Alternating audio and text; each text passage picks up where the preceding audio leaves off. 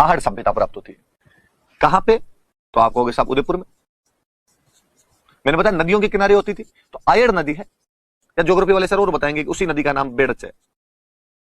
तो आयड़ का दो या बेड़च का दो, वो जो आयड़ या बेड़च नदी है उसके किनारे आपको यह सभ्यता दिखाई देती है।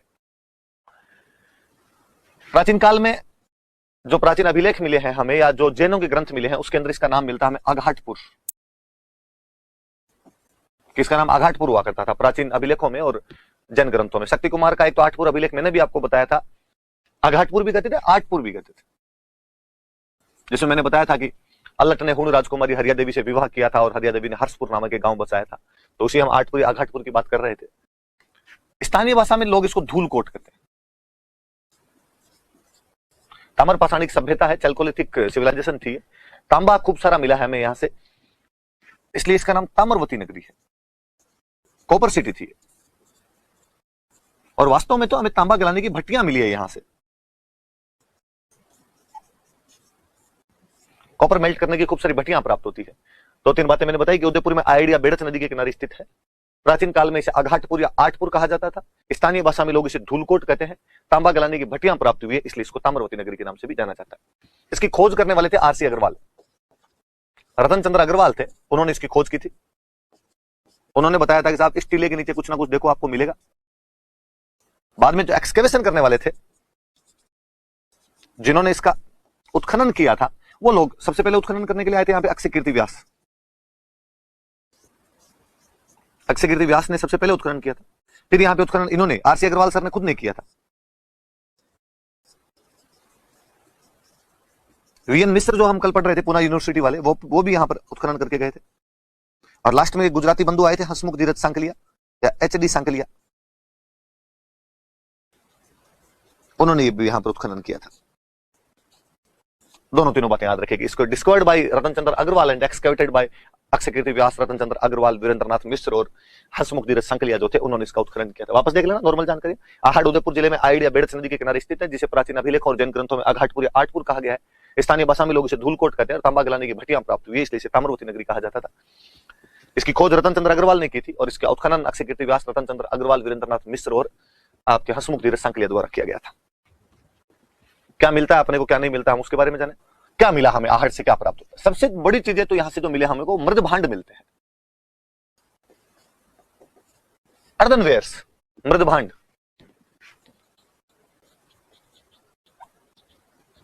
मृद मतलब मिट्टी, भांड मतलब बर्तन, मिट्टी के बड़े बड़े बर्तन, मटके टाइप के आप कह लो, वो प्राप्त होते हैं हमें यहां से।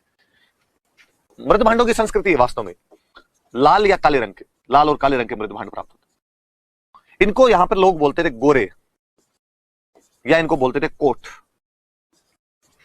आपको कोई कहेगा कि हमें आहड़ से लाल व काले अर्दनवेयर्स प्राप्त होते हैं, रेड एंड ब्लैक अर्दनवेयर्स या मृद भांड प्राप्त होते हैं, जिन्हें क्या कहा जाता था लोकल लैंग्वेज में, वहां के जो लोग थे उनको क्या कहा करते थे? इनको गोरे कहा करते थे और इनको कोट कहा करते थे। एक जगह से हमें 6 चूल्हे मिले हैं। एक घर है जहां से हमें 6 चूल्हे प्राप्त होते हैं। तो उनका इतने चूल्हे कैसे? तो किसी ने कहा ज्वाइंट फैमिली रही होगी, संयुक्त परिवार रहा होगा। किसी ने कहा यह भी तो हो सकता है कोई लंगर चलता हो, यहां सामूहिक भोजन की व्यवस्था होती होगी, एक दिन तो सब यहां पर साथ में बैठ के खाएंगे, कलेक्टिव फीस्ट टाइप का कुछ होता हो।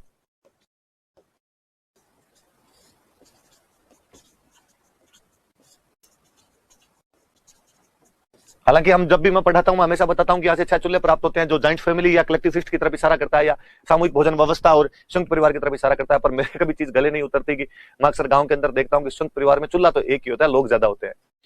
पर परिवार के टूटने को गांव में तो बोलते हैं कि थारो चूल्हा नैरो कर लो, चूल्हा अलग हो गया तब तो संयुक्त परिवार बचा ही नहीं, परिवार अलग हो गया। पर पता नहीं इतिहासकारों ने किस आधार पर इसका निर्धारण किया होगा, उन्होंने कहा होगा कि नहीं 6 चूल्हे मिले हैं तो ये संयुक्त परिवार अपने आप में। कई बार मुझे लगता है कि यार इतिहासकार एलिट क्लास के लोग थे ज्यादातर, उनको पता ही नहीं था कि जो ज्वाइंट फैमिली होती है वो कैसे रहती है। वो लोग खुद ही न्यूक्लियर फैमिली के रहे होंगे, इसलिए जैसे जो को तुक्के मार सकता था उन्होंने अपने हिसाब से तुक्के मार लिए होंगे। तो संयुक्त परिवार और सामूहिक भोजन व्यवस्था की चीजें मिलती। एक यूनानी सिक्का मिला, ग्रीक कॉइन मिला है, यूनानी सिक्का मिला जिस पर अपोलो का चित्र बना हुआ है। अपोलो उनके भगवान सूर्य को कहते हैं, अपने जो सूर्य भगवान है उसको वो लोग अपोलो कहते हैं। तो ग्रीक कॉइन मिला जिस पर अपोलो का चित्र बना हुआ। इससे पता चलता है कि आहड़ के लोगों का संबंध कहीं ना कहीं उनसे रहा होगा, यूनान के लोगों से रहा होगा, व्यापार करते होंगे, व्यापार के सिलसिले में इधर से उधर आते होंगे। वैसे भी आहड़ व्यापार का एक मुख्य केंद्र हुआ करता था।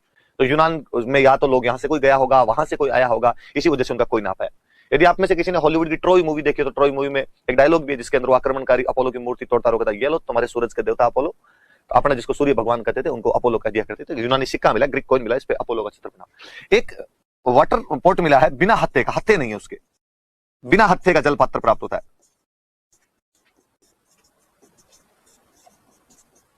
बिना हत्थे का जल पात्र प्राप्त, ऐसे जल पात्र हमें ईरान से मिले हैं। इसका मतलब इन लोगों का पर्शियन सिविलाइजेशन, ईरानी सभ्यता से भी संपर्क रहा होगा। वापस से इस बात पर आइए आप कि व्यापार का मुख्य केंद्र था, इसलिए हमें यहाँ पर ग्रीक कॉइन मिलता है, हमें यहाँ से पर्शियन वाटर पोर्ट मिलता है जिसके हत्थे नहीं है साइड में, बड़ा सा एक जलपत्र बना हुआ है, साइड में हत्थे नहीं है, बड़ा है तो हत्थे होने चाहिए पकड़ने के लिए, पर कहते हैं ऐसे वाटर पोर्ट जो होता है वो ईरान के अंदर बना करते थे। तो शायद ये लोग व्यापार करते होंगे, वहां कोई चीज बेच के आए होंगे, तो उन्होंने कहा होगा लो बदले में ये ले, जो बार्टर सिस्टम होता था, वस्तु विनिमय हुआ करती थी, तो उन्होंने ये दे दिया होगा। तो अपने आप में ये बाट मिलते हैं अपने को यहाँ से। ये तीनों चीजें, यूनानी सिक्का, बिना हत्थे का जल पात्र और बाट, ये इशारा करते हैं कि व्यापार वाणिज्य का मुख्य केंद्र था। और व्यापार वाणिज्य वाले जो लोग हैं उन्होंने इस आहड़ की स्थापना की होगी, उन्होंने आहड़ को बसाया होगा, वो मुख्य रहे होंगे। हमें यहां से एक बेल की मर्ण मूर्ति प्राप्त होती है, बुल टेराकोटा, बेल की मर्ण मूर्ति प्राप्त होती है, बुल टेराकोटा एक प्राप्त होती है। मर्ण मूर्ति मतलब मिट्टी की बनी हुई मूर्ति है। ऐसी मूर्तियां हमें बनास नदी के आसपास के जो भी जगह वहां पर मिली है, इसलिए इनके नाम ही है बनास का बेल या बनासियन बुल।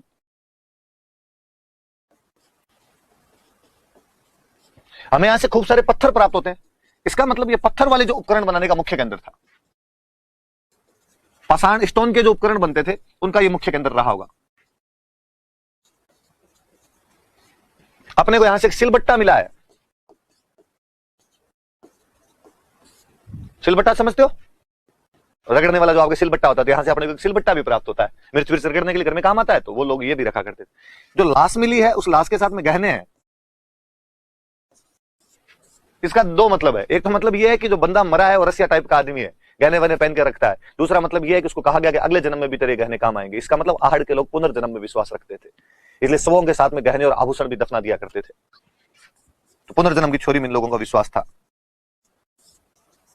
तो आज भी हिंदू धर्म का मुख्य आइडियोलॉजी मानी जाती है कि भाई पुनर्जन्म के अंदर तो विश्वास रखते हैं, तो वो जो चीजें हैं वो यहां पर भी मिलती है।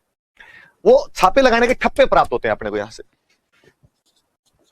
इससे पता चलता है कि यहाँ पे रंगाई छपाई का उद्योग रहा होगा, व्यापार वाणिज्य का केंद्र है, तो खूब सारी ऐसी उद्योग की चीजें तो रही होगी। छापे छापे मिले, ठप्पे अलग अलग मिले, जिनको यूं लगा लगा के आप रंग करो, रंग करने के बाद ठप्पे लगा दो तो अलग अलग प्रकार के अलंकरण वगैरह बन जाते, फूल पत्तियां बनाने, कोई त्रिभुज वर्ग वृत्त ये बनाने, तो ये सब चीजें मिलती है। ये आहड़